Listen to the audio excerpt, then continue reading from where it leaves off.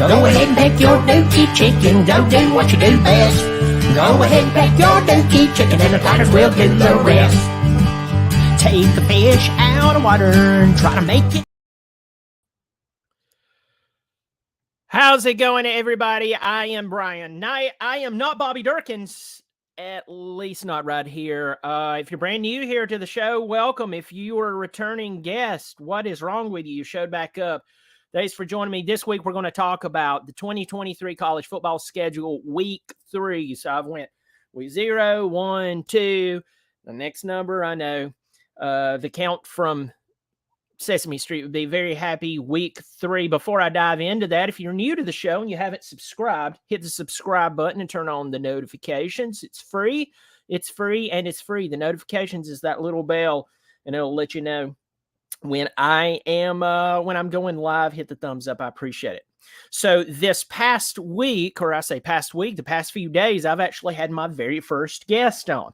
And you're like, who is your very first guest? Well, I'm glad that you asked that question. First off, I actually had on Tuesday, I had Always Irish on. And I'm going to tell you, John is full of so much energy. It is absolutely ridiculous. I mean, he has so much energy. I don't know how he does it.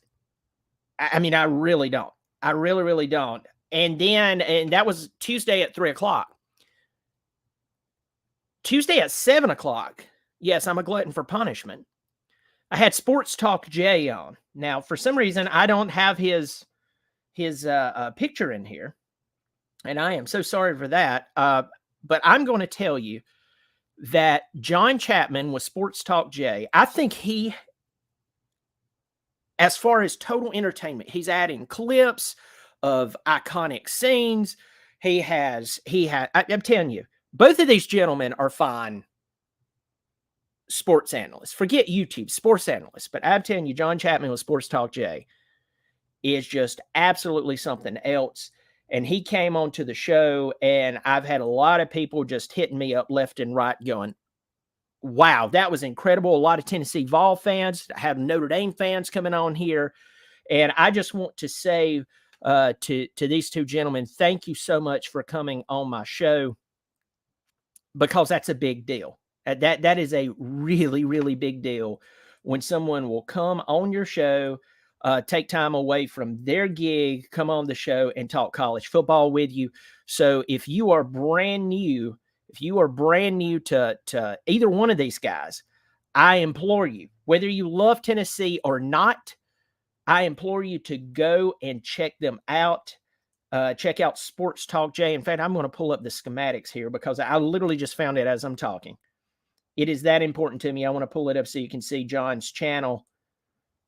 He is fantastic. Both of them are named John. I don't know what the deal is there, but here he is. There's John Chapman with Sports Talk Jay. So check out Sports Talk Jay, Tennessee Volunteers, and check out Always Irish, and you will thank me for doing that. I'm going to get in the comments section right now. We have some viewers, but no comments. That's totally fine. Feel free to hop in here. So week 3 of college football is going to be quite interesting. There's some sleepers, as you would imagine. There's some sleeper games.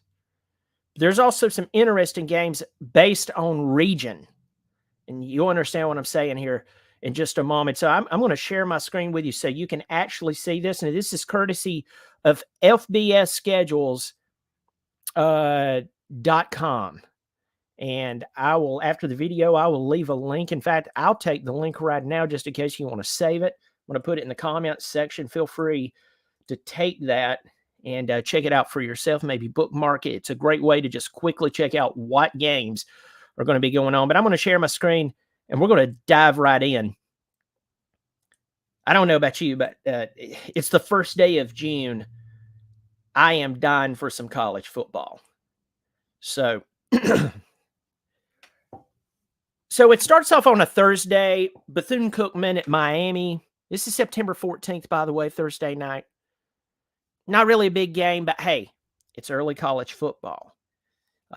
Week 3, you would just be happy to have anything. Of course, as the season goes on, you probably won't watch games or even check them out like this, but it's still college football. Navy at Memphis. The very next night, now I always like it when there's games like on a Tuesday night, your Wednesday night, your Friday night, but Thursdays, we've become more accustomed to them over the past few years. Over the past few years, we've grown more accustomed to those Thursday night games. But I like the Friday night games. We have Army at UTSA. UTSA has had a pretty solid football team over the past few years. I think they have their quarterback is a seventh year guy. I think his name is Frank Harris. But UTSA is looking pretty doggone good over the past few years. They returned a good bit of their starters, so I expect them to do pretty solid this year. They do go to Tennessee, and on the show that I had with Sports Talk Jay, I told John, I said, hey, don't sleep on that game. Don't sleep on that game. If there's ever an upset game, that would be it. But by talent, UTSA is more talented than a lot of teams. So you have to keep your eye on that. Virginia and Maryland, an old ACC game.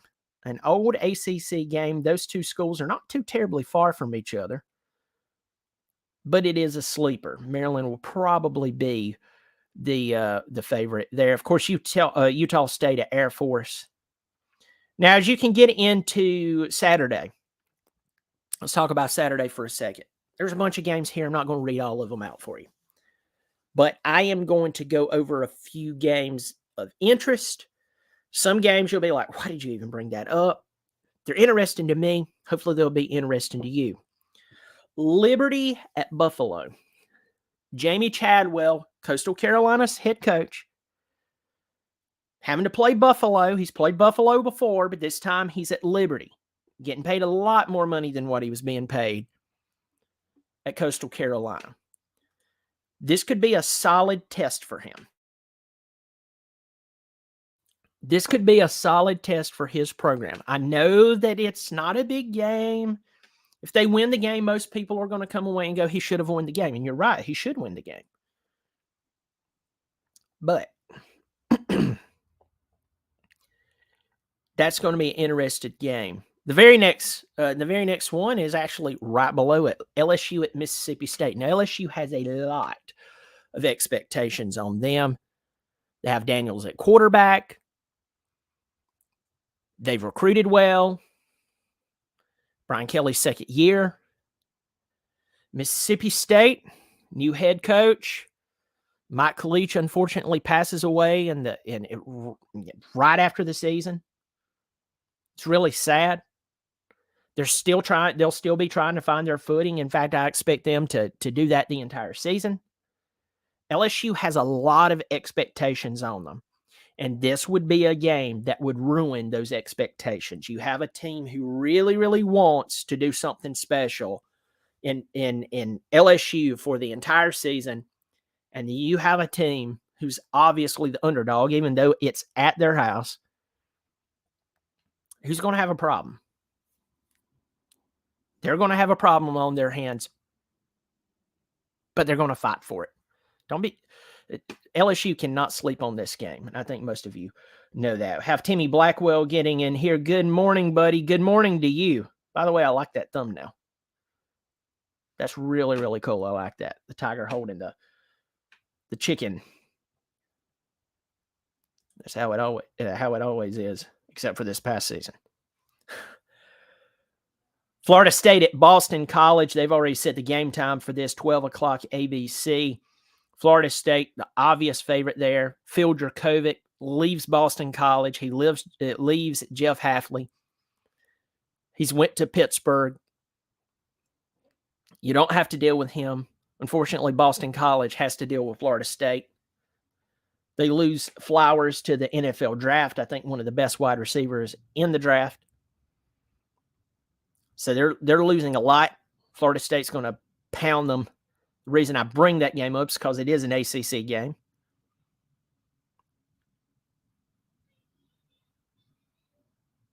A very weird game. Alabama at University of South Florida.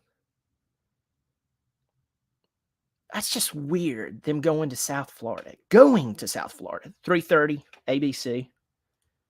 Check your local listings.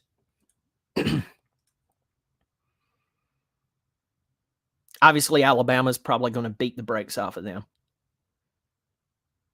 That's a very odd game. It's just really odd. Right below it now, if you're in the state of North Carolina, this is a really interesting game because you have East Carolina at Appalachian State. Now, for those of you who don't know, or maybe you forgot, we have East Carolina, and then we have FCS Western Carolina. Western Carolina. I'm getting it mixed up here. Western Carolina is over in Cullowhee, North Carolina. So go past Asheville, go past Cherokee and Murphy. You're starting to, right in that, it's in between Murphy and Cherokee from what I can remember, North Carolina. But that's not the game. East Carolina is over on the coast of North Carolina in Greenville, North Carolina, above Wilmington. Appalachian State is in the Appalachian Mountains in Boone, North Carolina. So you have Western North Carolina school playing East Carolina, which, by the way, I'm trying to go to the Appalachian State Coastal game this year. It's on a Tuesday night. It's at Appalachian State, about 3 hours from where I live. And if I've seen pictures, and if you have not pulled up pictures of Appalachian State's stadium, especially during the peak leaf changing colors season, you've got to do it. And you'll thank me for it. It's beautiful. You may hate Appalachian State, but you're like, I hate to say it, but that's actually true. That's going to be an interesting game, a very interesting game. Next up, Minnesota at North Carolina. PJ Fleck, he's been there at Minnesota for a while now. He lost Ibrahim, the top running back. He has to go against Drake May. That's an interesting game. Northwestern at Duke. Now, this would be fantastic if it was a spelling bee, or they were comparing SAT scores. Two top 10 academic institutions. I really believe Duke is the favorite in this one. And I've talked about, and in fact, I'm going to do a video talking about Duke because this is not your regular Duke football team. I've had to pump the brakes on my thoughts on Clemson and Duke playing on a Monday night, the very first game of the year. At Duke, by the way. There are only about 30,000 people in the stadium. But Duke has Mike Elko, former defensive coordinator at Notre Dame, and he has a fantastic background in college football. They went 9-4 last year, and they returned the majority of that team, including their quarterback. He can play ball. Expect Duke to win that game. San Diego State, Oregon State, the only reason I'm bringing that up is because our former quarterback, DJ Uiagalelei, is playing for Oregon State. That'll be a good test for them. South Carolina at Georgia. Shane Beamer.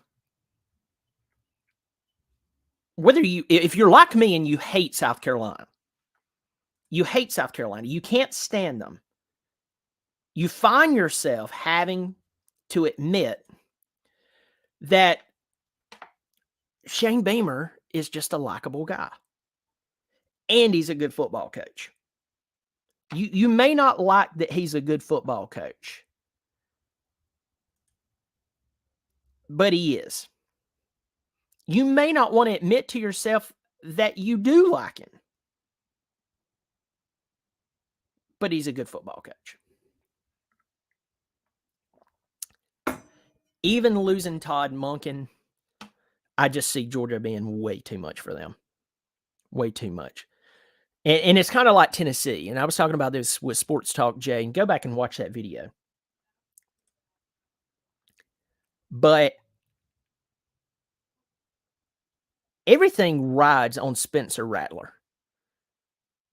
Just like everything at Tennessee, all of this hoopla and questions and hopes and dreams and expectations lies on Joe Milton for Tennessee. You can't help but look at Spencer Rattler and Joe Milton, who basically been playing college football about the same time. They both came out as huge recruits. They both are transfers. Both have been relatively letdowns versus the hype that they came out of high school and expectation that was placed on them.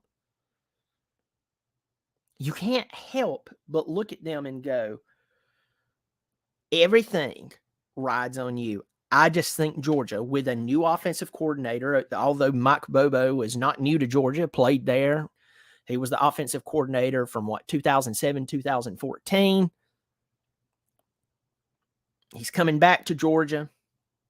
I know he's running the same offense. Georgia fans, I've talked about Todd Monken at nauseum. You've lost Stetson Bennett.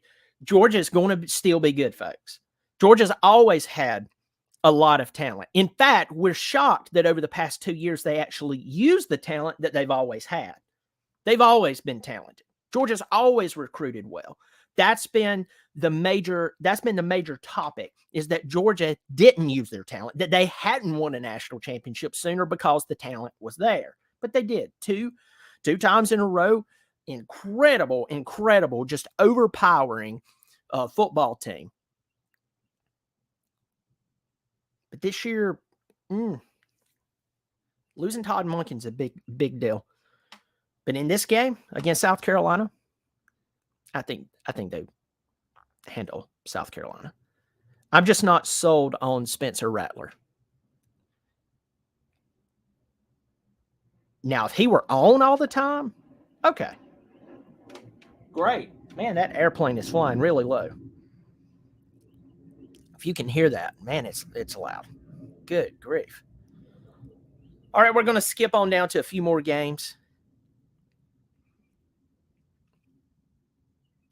Tennessee at Florida. Tennessee at Florida. Let's talk about this one. Tennessee finally got the monkey off their back. They won 38-33. That's right off the top of my head, give or take a point, but I'm pretty sure it's 38-33. They still almost blew it. Means John Chapman from Sports Talk Jay was talking about that. But once they got over that game, it was on. There was a lot of new norms, and what I mean by new norms, Tennessee has really been underwhelming against, well, just a lot of people that was talented over the years, Florida being one of them. Florida's just on them. But part of overcoming that was Tennessee beating Florida and moving on, beating Alabama. We know what happened last year, throttling LSU. But that Florida team was not good. Tennessee was scared, as John said, and he's right. Tennessee has always been scared of Florida for some reason. I won't say always, but in recent history.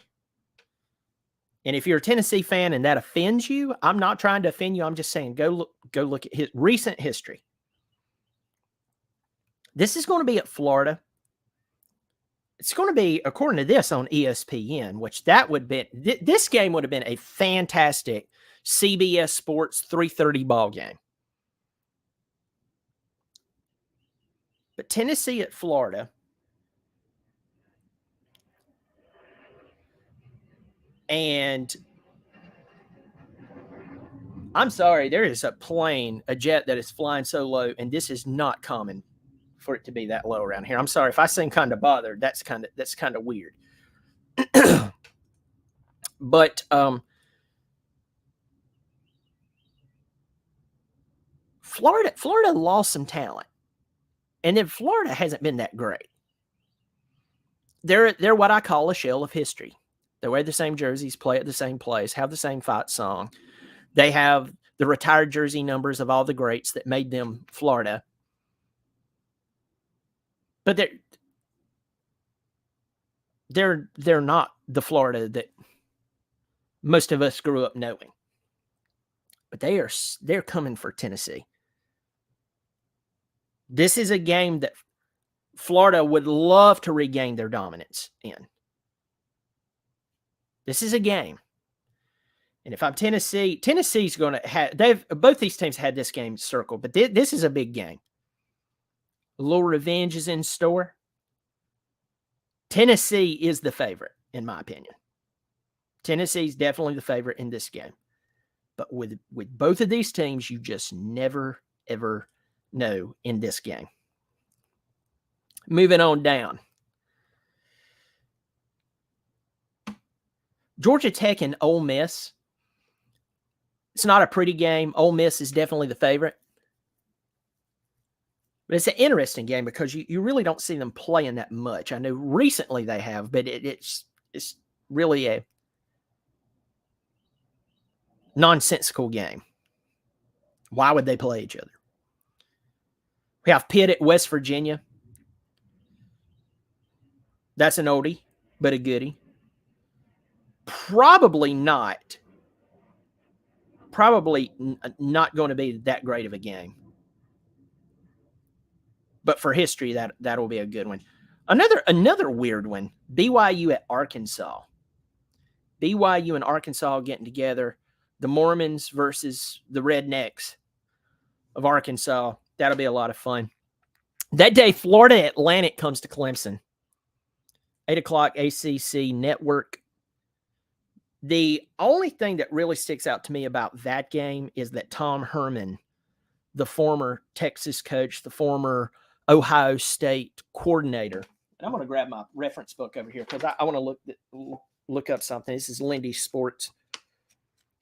But with Florida Atlantic, there was a quarterback that they took that had it's like a lot of these situations where they start out like a 5-star quarterback, and then they just continue to transfer until suddenly they're playing at a small school. And no, that's not him. I'm sorry, folks. If you're watching this and you're like, I can't believe you need to get your crap together. Somebody said that to me. You need to get your crap together. Go watch ESPN, please. Please go watch ESPN. They have producers. They have funding. I mean, I'm just a guy in his bonus room in between doing work stuff. So you go watch ESPN. But no, Florida Atlantic comes to Clemson. But this is Tom Herman's first year. It's really, really odd. Tom Herman coming to Clemson with that team. You have to respect him. But that's the only reason I bring it up, other than being a Clemson fan. Colorado State at Colorado. Colorado should throttle them. And that is, I don't know what's showing me, workout for men over 45. I'm not over 45. That's really, really weird. But that's pretty much week 3 football. So we're about the 24, 25-minute mark. I'm going to stop sharing my screen. So at this point of the season, we'll have a few decent games under our belt. I think it's week 2 that we have Texas and Alabama. We have Clemson and Florida State will be after this game. And James Thompson says week 3, but WEAK. Hey, but you know what? James, we would definitely take week college football right now. I'm glad Clemson baseball is doing great. I'm not a big Clemson baseball, or not Clemson, but I'm just not a big baseball fan. I'm one of those guys who will watch the World Series if like the Braves are playing in it. But I watched Clemson baseball over the weekend. That was a lot of fun. But I would take weak college football right now. Right now. So, folks, I'm going to put the link in here in the comments section. If you'd like to come on for a moment. Now, I will remind you the guidelines. Please no profanity.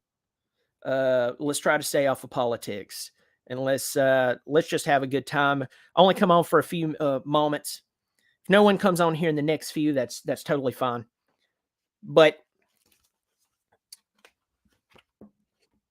this will be one of those weeks that other than like the Florida Tennessee game, you're definitely looking ahead to like the Florida State Clemson game if you're a Clemson fan. But it is in these weeks that you have a week, as you said, and you're right, scheduled. This is where teams are getting their rhythm. This is where they're nailing down their assignments in a real live college football game. They're not playing against their B team, their A team, who are their buddies. They may be going hard. They might be talking trash to each other. They might get into a fight or a scuffle during practice. But I'm telling you, when you line up and you talk to players who's been there, they've done that, they've been in the trenches. When you line up against a team that is in a different jersey and they're not part of the practice squad, they have no allegiance to your school. There's something different about it. Even if you're better than your opponent, you still don't know what they're going to do. You still don't have a clue what they're going to do. And that's a big deal. That's a really, really big deal. And it brings a certain uncertainty to the game. But I'm telling you, I have changed my thought on cupcake games at the beginning of the season. I used to be one of those guys who would beat the drum of, hey, we need a top 10 game. I need a top 10 game. I need a really good matchup weeks 1, 2, and 3. I've kind of backed off of that because I want to see the best from my team. And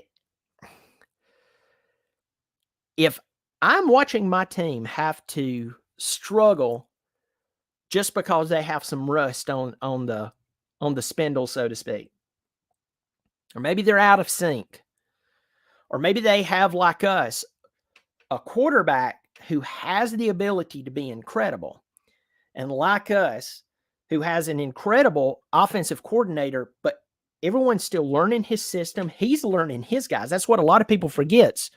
Yeah, they're paying Garrett Riley almost $2 million a year, but he is still trying to get his guy. He's still trying to get used to his guys and how they're responding. And then he's trying to troubleshoot.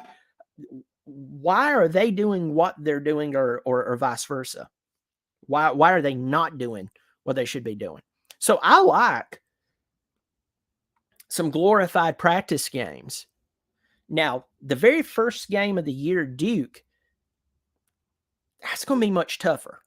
Like when you hear Clemson at Duke, the first thought that I have, just like historically speaking, it just kind of kicks in. And I'm like, this is a blowout. Clemson's going to beat the brakes off of Duke. But when you step back and you peel back the onion and you go, hold on, Mike Elko's going into year 2. He's coming off of a 9-4 season. Folks, 9-4 at Duke. 9-4 at Duke is like undefeated at major schools, or a one-loss team at major schools. If Alabama loses one game and it's close, you go, oh, wow, that was a big deal that they lost. But, still, if LSU loses one game this year, if Georgia was to drop one game this year, you would still be excited, and most likely they're going to the playoffs. The thing with Duke, they are a basketball / top 10, top 15 at worst, but mostly top 10 academic institution.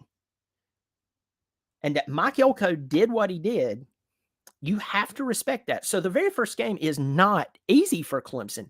I will say this. I still believe that with our running abilities, with starting off with Cade Klubnik. Cade Klubnik can move.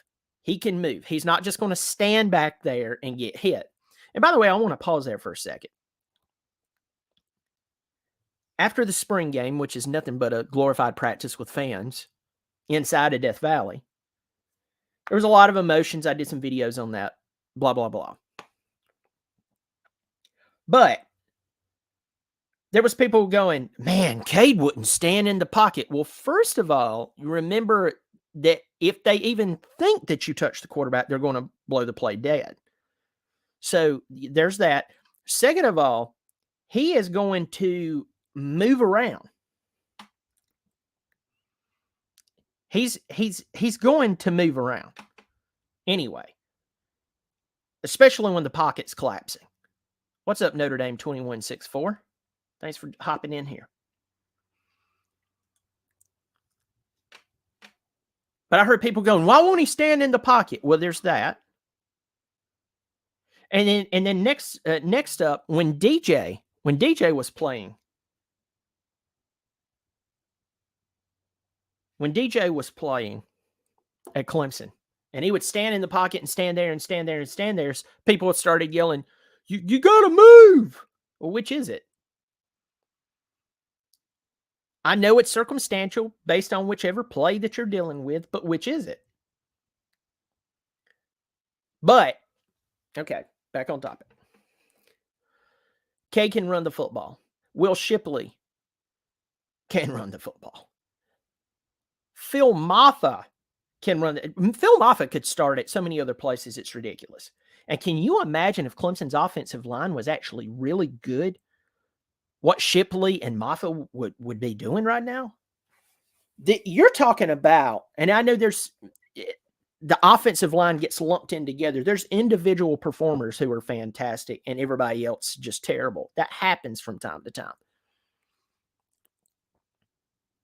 And you can, right now, you can go into your, well, it's a team and unit, no brother left behind mantra all you want to. And I get where you're going there, but there are times when there's one guy who's really good, but because everybody else is terrible, he's guilty by association.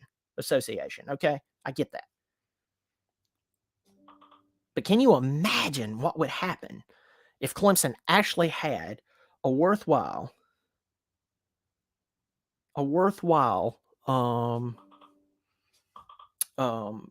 offensive line? It's just interesting. I mean, it is really, really interesting what would happen. But in this game, to summarize, and I've really drawn this out. If you've watched me before, you know I do that. I try not to, but I do. Cade Klubnik can run the football. Will Shipley can run the football. Phil Maffa can run the football. And then we found out about Dominique Thomas, former D3 running back, walk-on, who earned a scholarship. He was probably the talk of the town when we came out of that spring football game. And then, of course, Keith Adams Jr. You have a four-headed monster in the running back room. I think we can line up against Duke and just run it down their throat. But we still have to respect it. But then you have two easier games. We have Charleston Southern and Florida Atlantic, and then we play Florida State. That is fine by me. My philosophy on that has changed. And you're right, Notre Dame 2164. If Shipley had Notre Dame's offensive line last year, he would have had 1,500 yards. I 100% agree with you. That he has done what he's done and Maffa has done what he's done is really just based off of their talent and their ability to hit the hole when they see it kind of open up.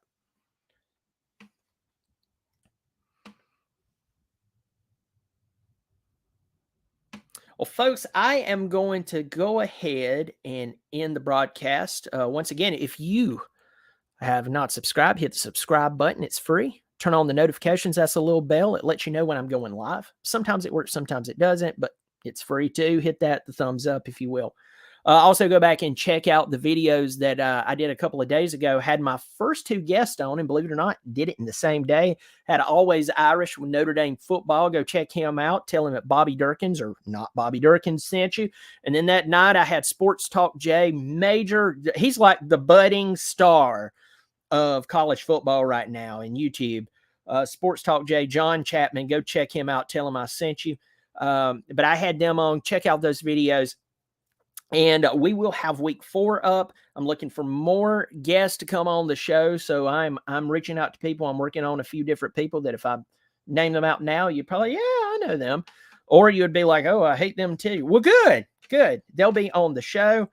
And yeah, we have more guests coming on. Next week, I will be going on a small vacation, take some time off. So I don't know if I'll be doing any shows next week. I'll figure it out. But I do appreciate you hopping on here. Hey, folks, college football is less than 3 months away. We've waited for a while. It was over 3 months away when I started the week 0 preview. We're getting closer. Just hang on, and we'll be there before you know it. Well, once again, subscribe to the channel if you haven't. Thanks for joining me. I'll catch you next time. I'm Brian Knight. I'm not Bobby Durkins. At least not here. See you around.